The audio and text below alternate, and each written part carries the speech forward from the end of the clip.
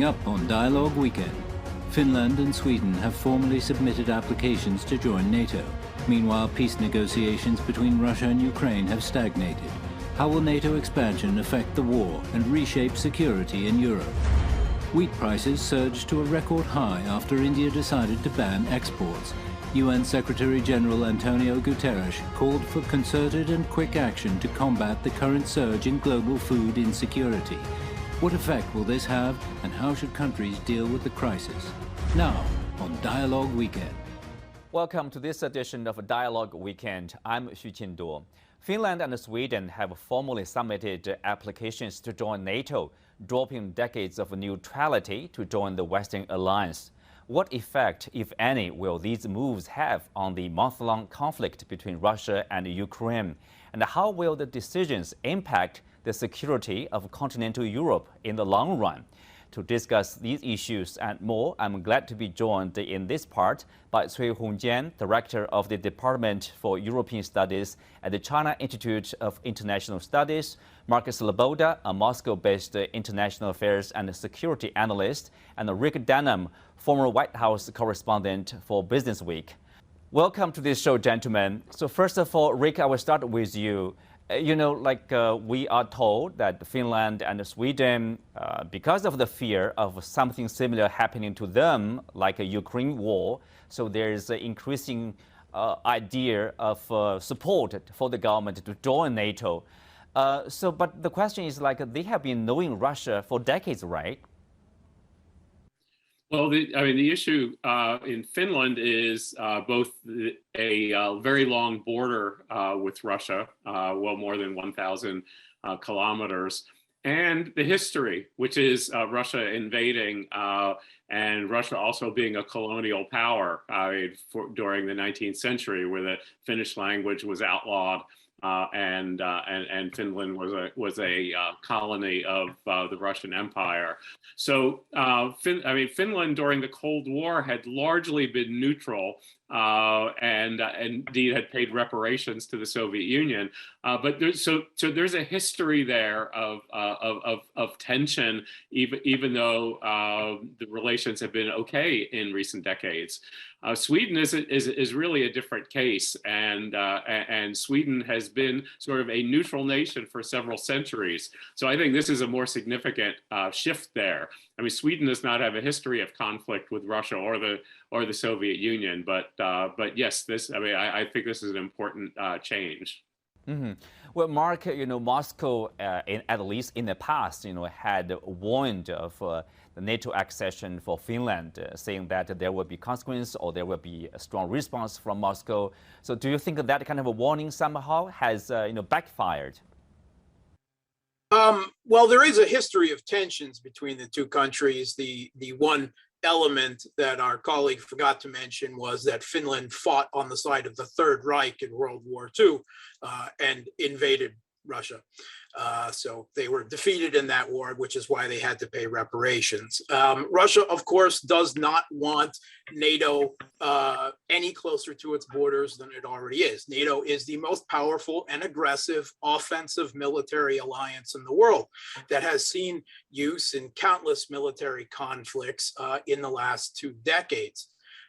However, the truth is that Finland and Sweden have been de facto members of NATO for over a decade now. They have European and American military equipment. They have done countless military drills and exercises, increasing interoperability. Russia has long assumed that in any conflict with NATO, that Finland and Sweden would both be on NATO's side. So this is not a huge sea change in relations. However, what it does mean is that because these borders are now essentially demilitarized, the Russian-Finnish border, this is a very long border, but it's very inhospitable terrain. It's essentially subarctic swamp. But these borders will now have to be militarized. Russia will have to allow for situations where its strategic deterrent will have to be targeted at Finland. That doesn't serve anyone's interest. The only one whose interests are served by this is the weapons contractors, who are going to make out, like pigs on both sides. Mm-hmm. Hongjian, this is an interesting term here used by Mark, that is de facto NATO members. Of course, if you look at the situation in Finland and Sweden, in terms of this military hardware acquirement, they are basically meeting the standard of NATO in terms of military spending, also meeting the standards of NATO. So people say, oh, it's easier for them to align themselves with NATO. Do you think this is the case? I think now, yes, to some degree that there has been a very, very close relations and even a kind of cooperation between Finland and Sweden and NATO, even before this, requiring the membership of NATO. Also, we know that even for this concept of neutral state, I think we should have a more correct understanding about how about the natural for the Finland and Sweden called the so-called neutral state. Because I asked some officials from Finland and Sweden, and they denied that they are kind of a fully neutral state, even after they join into the European Union. As we know, European Union as a political and economic organization, it has its own policy towards Russia. And also the Sweden and Finland will follow the policy of the European Union towards Russia. But so I think now, yes, the more important thing recently is the two countries are going to give up the non-alignment policy in military by requiring the membership of NATO. Even before that, as we know, both those two countries have been in the framework of cooperation with NATO in the name of partnership of peace. As we know, so far, NATO has roughly the four kind of framework for its partnership. And even they are not any membership, but they do have exact cooperation and coordination with NATO. So I think now recently, that's the reason why from a Russian side, it takes it easy to say that, yes, just like Mr. Putin mentioned, that it looks like not a real threat to. So not a real threat to Moscow. Mark, obviously, the Russian side has responded with calm. I would say, President Putin says, okay, NATO membership for Finland and Sweden is not a threat, or is not seen as a threat to Russia. But if there's NATO military infrastructure being deployed in the two countries, probably then Russia will respond in kind. So what kind of a threat from a Russian point of view they see from NATO expansion here? And how will Moscow respond to that? Yeah, Russia does not fear the Finnish or the Swedish military any more than it fears the military from the Baltic states. But what it does fear is US troops, infrastructure, missile systems, bases, air bases in particular, radar stations, stations for signals intelligence on its border. And if Russia begins to see the construction of this type of military infrastructure, either by the United States or the United Kingdom for that matter, or being built for it in Finland and Sweden, that will be seen as a threat. And I mean, the US does have a threat of invading, bombing, and regime changing countries all over the world for the last 2 decades.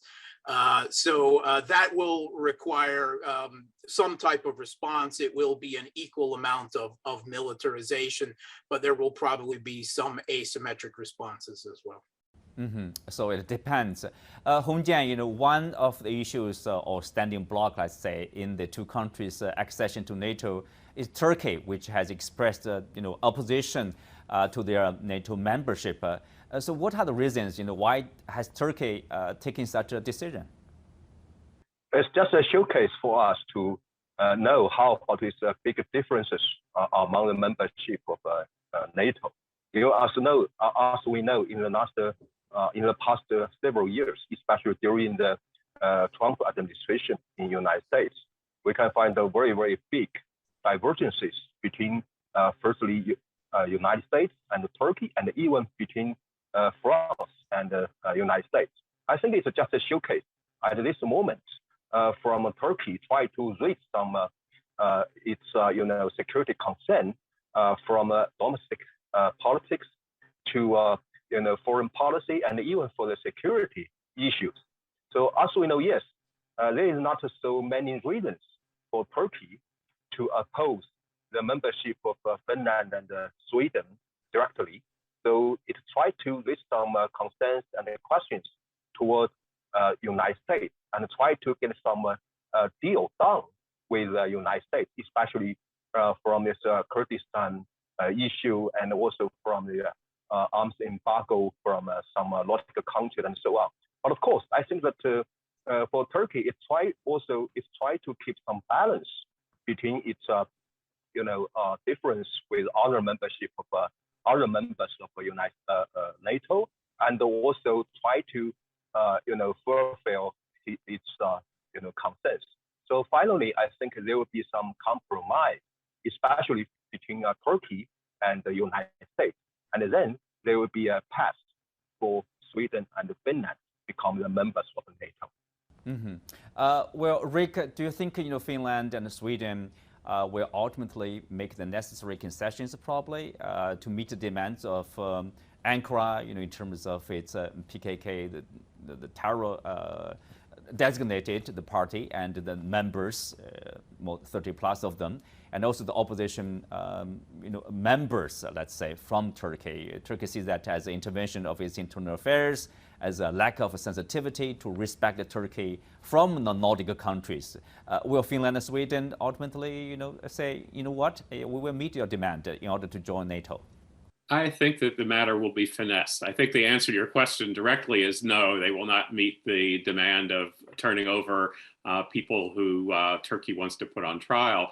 But you have to realize Turkey has some legitimate complaints here, legitimate problems. The United States and much of the world believes in the PKK as a terrorist organization. And the Nordic nations have been shielding some of the people because they say that they would not get a fair trial in Turkey. So there are legitimate arguments there. Also, Turkey has a legitimate argument that some of the Nordic nations are blocking military assistance. The question is, can it be finessed? And President Biden and Secretary of State Blinken, I think, are trying to figure out a way to do that. And it may involve arms sales to Turkey and maybe designating the PKK as a terrorist organization. But I don't think they're going to turn over people who have gotten safe haven in Sweden, for example. Mm-hmm. We will see what will happen to that probably. Okay, let's move on to the global food shortage. UN Secretary General Antonio Guterres has called for concerted and quick action to combat the current surge in global food insecurity.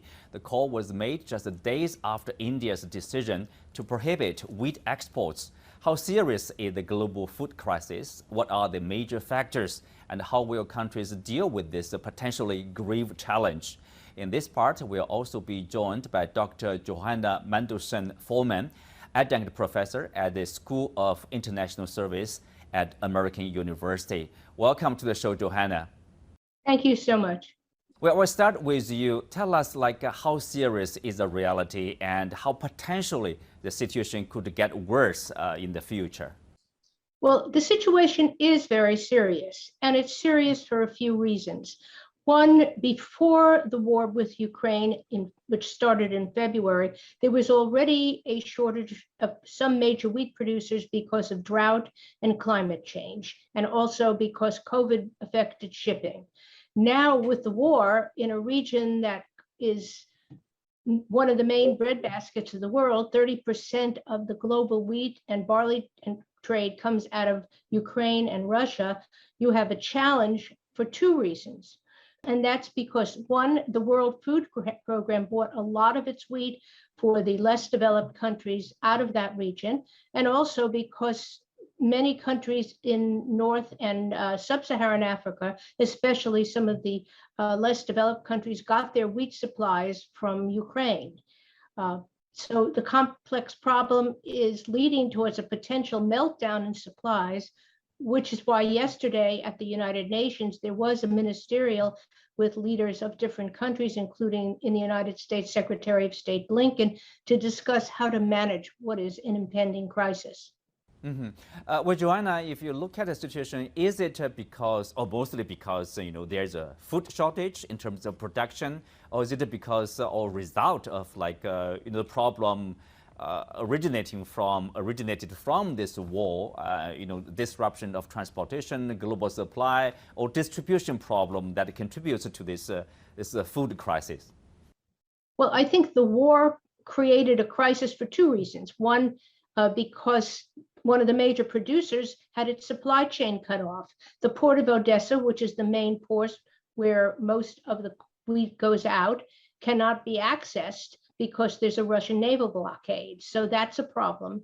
The global infrastructure, particularly in the Ukraine, to use alternative means is not very well developed. And that means that people who rely on shipping of wheat cannot get it right now. The Indian government, announced a month ago, basically the country will provide the global stock market by releasing their wheat stocks. But then recently they said no, they will, prioritize their domestic need. Then there's a prohibition of wheat exports. So what's going on with India here? Well, India is the second largest producer of wheat after the Ukraine, Russia, and that is a problem for two reasons. One, India is practicing global protectionism. For another reason, because India had a difficult harvest this year. There was a very hot climate, and that affected the crop. So they're just guarding their own supplies for their own citizens. A similar situation happened with Hungary, and there are other countries in the stands like Kazakhstan that are doing that. My sense is this meeting that is taking place at the United Nations is working on mapping supplies. There is enough food for the world. The problem is all of these crises have raised the price beyond the capacity of many of the less developed countries to pay for this. And so institutions like the World Bank and the International Monetary Fund are coming up with some potential concessional loans for countries to be able to purchase the wheat supplies that they need. Well, Rick, obviously, the past couple of years has been difficult. I mean, basically for every country, you have this pandemic, climate change, extreme weathers, and then you have this skyrocketing energy prices. So that also probably contributed to the problem of a food crisis. I agree. There are a cascading series of problems, and this war is just part of it, but it set off a group of them. You have supply problems right now because of drought, because of climate.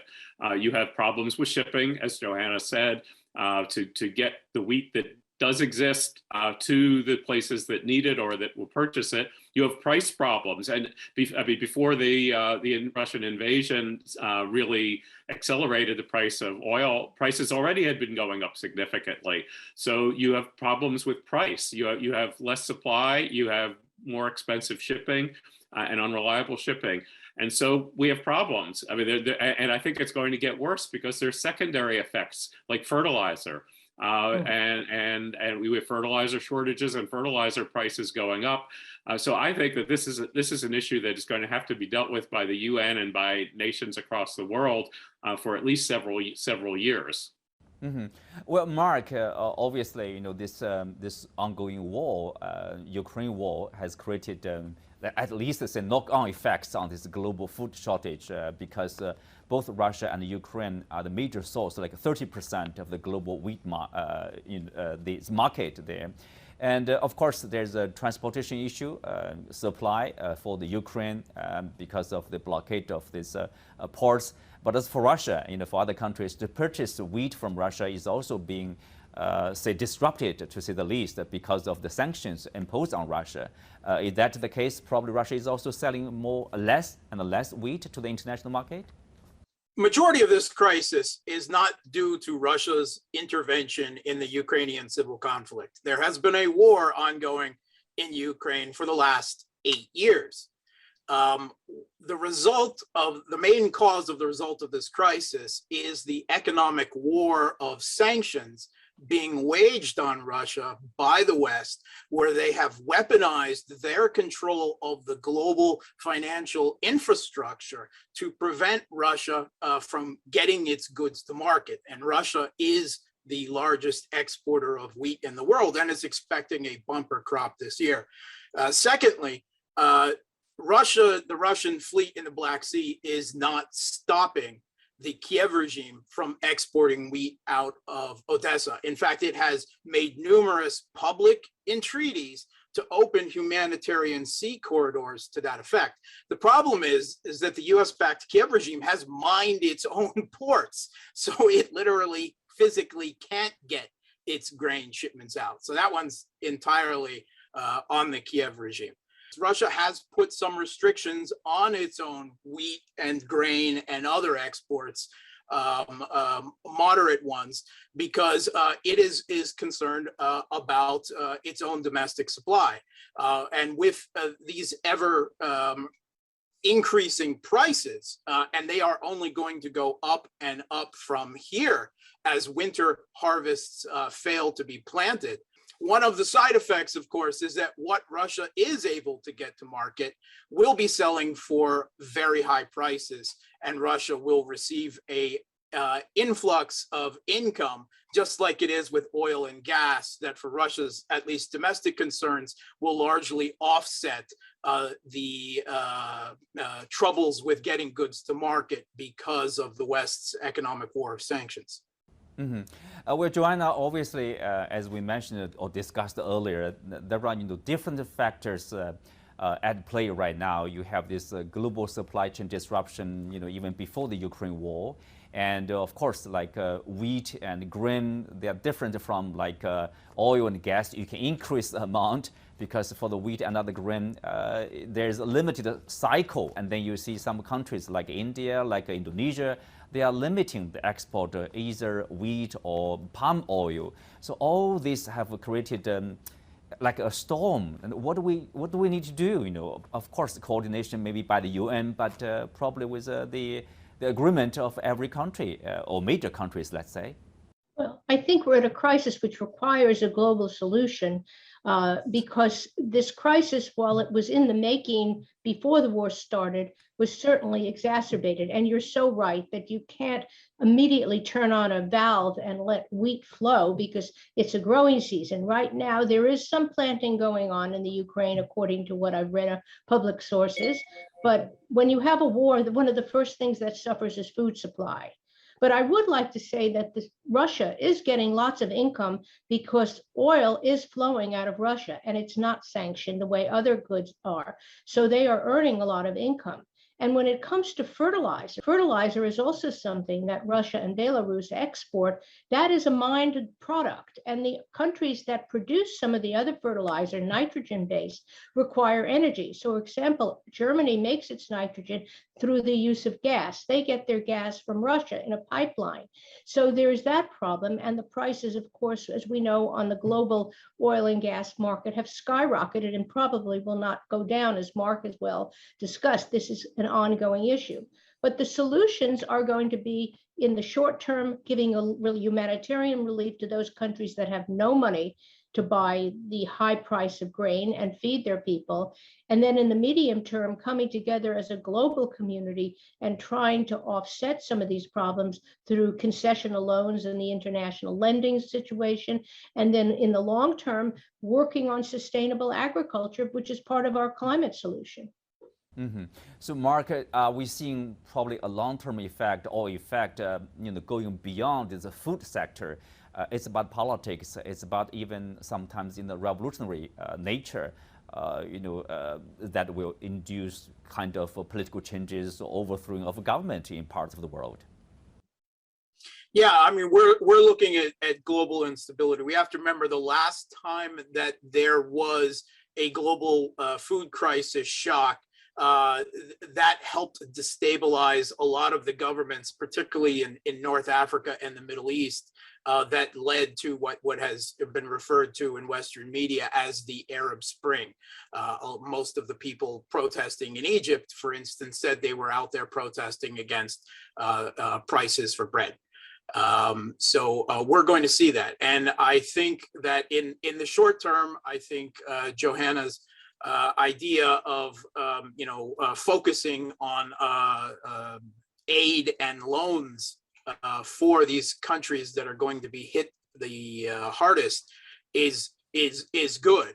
Perhaps the Western countries, instead of shoveling billions of dollars of arms to fuel the conflict in Ukraine, should be redirecting that to offset the effects of their sanctions warfare. That might be a good moral idea to pursue there. But in the medium to long term, I think we're going to have to look for longer term solutions. With the escalation of this conflict, and Russia basically sees itself at war with NATO now, a proxy war, perhaps a thin degree of remove. But it is very likely this crisis will go on, the intervention and the resulting crisis will go on for months, if not years. So we're going to really have to look towards long-term supply solutions to this global food and economic crisis. Mm-hmm. Well, Rick, a related question to that is like a kind of like moral or dilemma, I would say. For example, is there a possibility, say, to probably lift some of the sanctions, for Indonesia to purchase wheat and other grain, product from Russia, exchange for the transportation or shipping out of Ukraine wheat and fertilizer, or the U.S. could unfreeze these central bank assets of Afghanistan, to help deal with this hunger problem. How possible is that? I mean, I would separate Afghanistan from Russia in this case. Afghanistan, yes, that would be possible. And I mean, there was a lot of discussion and controversy about that. In terms of sanctions on Russia, no. The sanctions are making Vladimir Putin and some of his oligarch allies squirm, and I don't think that they're going to change. But I do think that there will be aid to the countries in the developing world, in particular, who need it. Mm-hmm. Well, Joanna, last question. If you look at this economic integration or globalization, we are not talking much about that, because there is a rising trend, let's say, anti-globalization. So with that kind of a trend, you see naturally country turn to protectionism. They say the priority is about their own domestic economy or domestic need, instead of the free flow of products, the free flow of everything. So that will also somehow, probably making worse this problem. Well, there's an argument about anti-globalization, but I would say that the immediate protectionism is a response to the actual war and the shortage of supplies.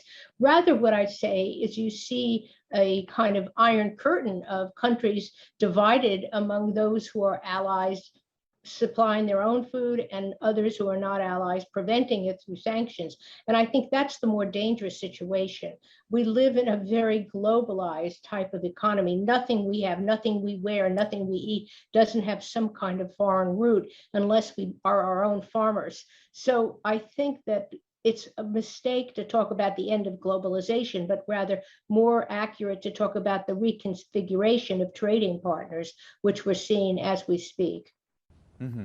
Well, with that, we come to the end of today's show. Many thanks to our guests. I'm Xuqin Duo. You can also find us on the CGTN app on YouTube. Thank you for being with us. See you next time.